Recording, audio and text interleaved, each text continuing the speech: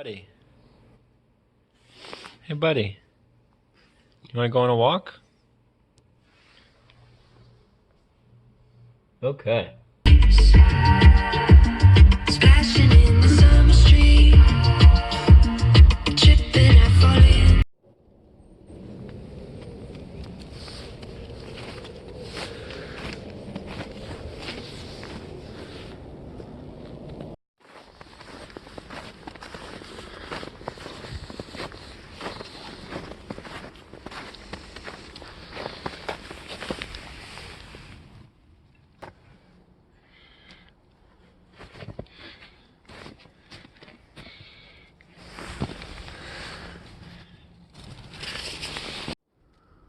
On this walking meditation, we'll take our cues from Rosie, the dog. Maybe not smelling piles of pee, but just taking in the forest a little bit at a time. Walking with Rosie on a nice sunny cold afternoon.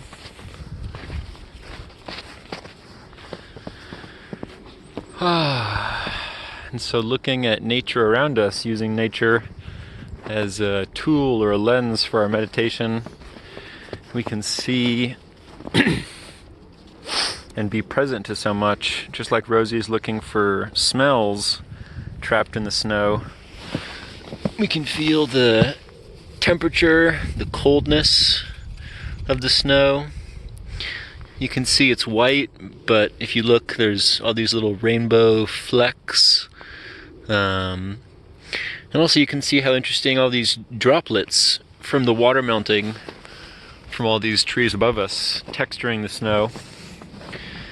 And so you don't have to narrate it to yourself like that, just noticing, oh, something complex. So many things. It's just a matter of putting attention. You can put attention directly on the thing, like for instance holding a piece of snow or looking at a quality of light, or you can notice your reaction to it. So I was noticing that I was watching Rosie through the phone, and similarly you sometimes notice yourself in the middle of a thought and you can realize, oh, I'm thinking about this thing in this way. And so it's not just about the external world, but we can use the external world to help train our quality of awareness so that it's easier to turn it onto the internal focus. Thumbs up. Come on. Rosie. Come on.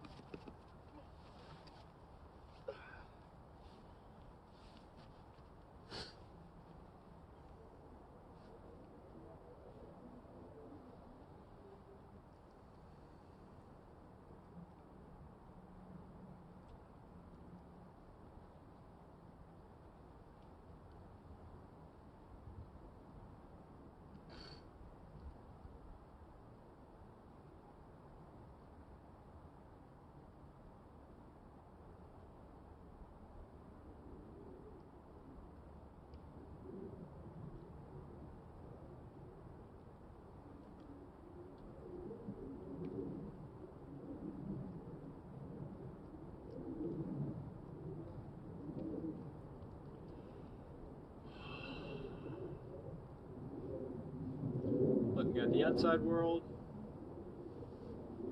or turning the focus inside.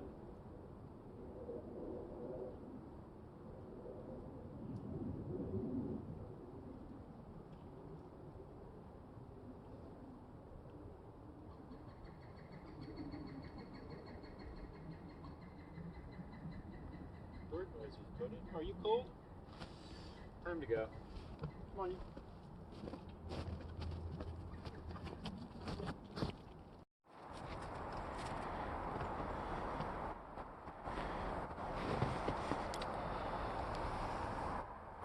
Hey, bud.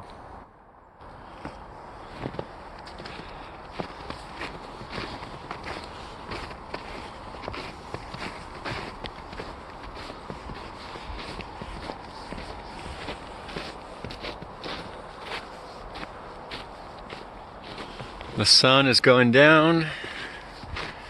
We're still in the forest. There's a highway over there, Route 3 in Massachusetts from Burlington towards Lowell. And so we might get close to the highway. But here now, at this point in our meditation walk, it had been quite still and secluded in the forest.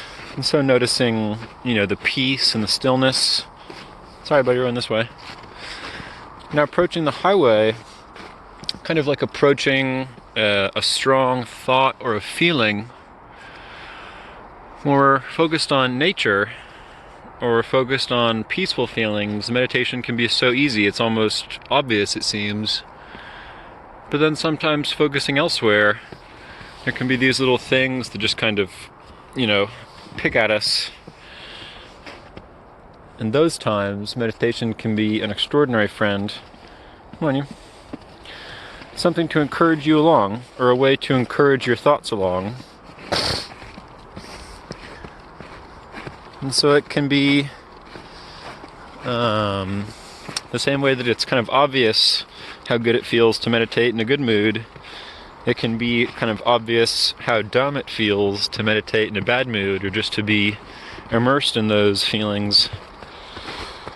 But the protocol is the same, making yourself physically comfortable so that you can be present and stay focused, and then staying present and staying focused. And so if you're, like right now for instance, I'm happy to say the worst thing I'm feeling is just a little bit of cold in my fingers.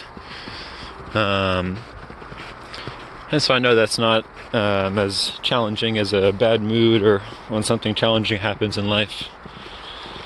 But any sensation or emotion or thought that is unpleasant to us, in Buddhism they say it always has a physical counterpart. And a lot of the times when we're caught up in things, we're caught up feeling the physical counterparts instead of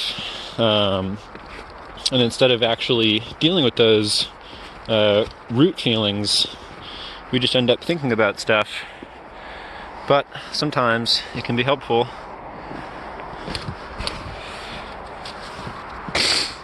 to get by those things without making them go away or ignoring them. And one of the ways to get by or get through those things is to be present with them and to let them unfold. There are so many filler verbs and terms because it's kind of a hard subject to talk about because it's so experiential. And now maybe the highway as well is getting louder. It's just out past that horizon. But anyway, yeah. And so things change in the environment around us, but it's still just us living our lives. And I like sharing meditation because it seems to be a tool that works directly with your experience of life. It's like how much you are you today, if that makes sense. At least that's how I feel about it. And so we continue. Bye. And I'll show you the cars going by. But I am... Rosie! Buddy, you stay right there, okay? It's like 15 feet, and then I'll be right back. Stay. She will likely not stay. That's okay. Be right back, bud. Some fence. Stay.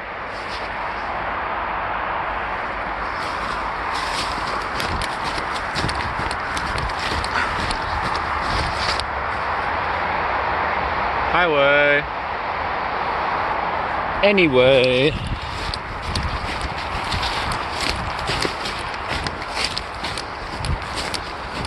Hey, bud. How you doing? Oh, sorry. You ran into my foot. Bud, you are sprinting. Okay, let's go. She wants to run. She wants to... Come on, bud. Come on. Here we go. Here we go. Here we go. Here we go.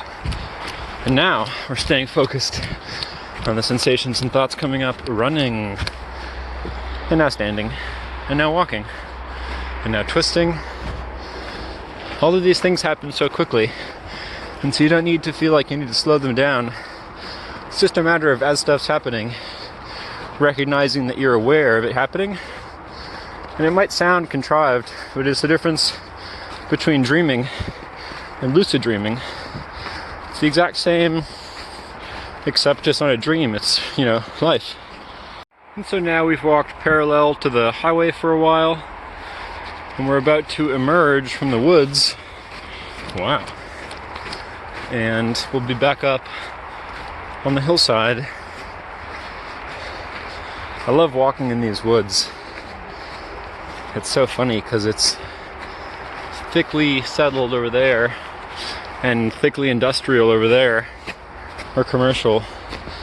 But there's this nice, hey bud, this nice long stripe going all the way back. And then here we are making our egress. Beautiful. Beautiful. And so now, as with any process, or any round trip journey rather, we have the closure or the return aspect. And so we'll just wish everybody well. There's more trails on that side, but homie's shivering, even though she's very excited. Hey, come on. Up and over the hill, and then all the way down. Walking on fresh snow.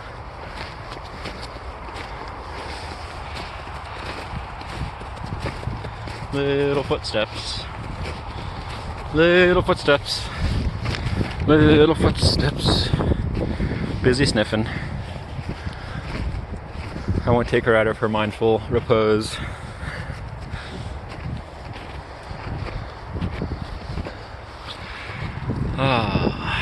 Wintertime, such an interesting time for contrasts. I mean, just the color of the white snow and these dark red, brown, yellow bushes, or the barren trees and the blue sky. And I'm always so amazed thinking how we live on this planet. And in the tropical areas, it's much easier to live. But yet people are all over the world doing stuff like this. And it's just amazing all the different ways we interact with this planet. And that stripe of color is so pretty.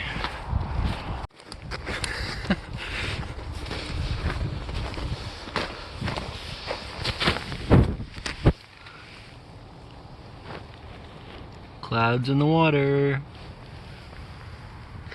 Dog on a hill. All right, let's go, champ.